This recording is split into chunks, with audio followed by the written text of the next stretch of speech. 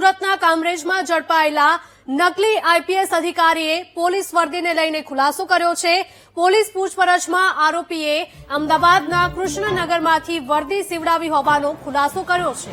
ઉલ્લેખનીય છે કે આરોપી પ્રદીપ પટેલે સુરતના કામરેજમાં નકલી આઈપીએસ બનીને અનેક લોકો સાથે છેતરપિંડી આચરી હતી, જેમાંથી 2 લોકોને કામરેજ પોલીસ સ્ટેશનમાં છેતરપિંડીની ફરિયાદ નોંધાવી હતી, જેના આધારે આરોપીની ધરપકડ કરવામાં આવી છે। સંવાદદાતા નિર્મલ જોડાયા છે ફોનલાઈન પર। નિર્મલ, જણાવશો કે સુરતના કામરેજમાં નકલી આઈપીએસ ઝડપાયા હતા, તેના મામલે શું વધુ ખુલાસા થયા છે?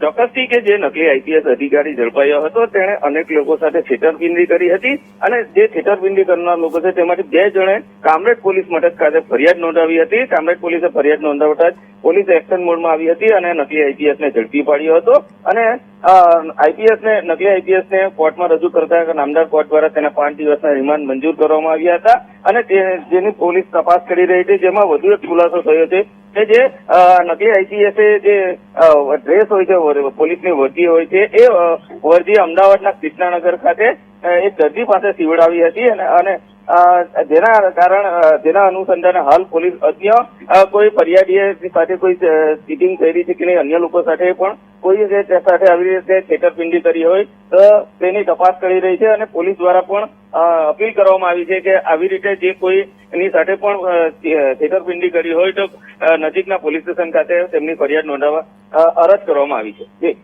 જી બિલકુલ નિર્મલ, આભાર।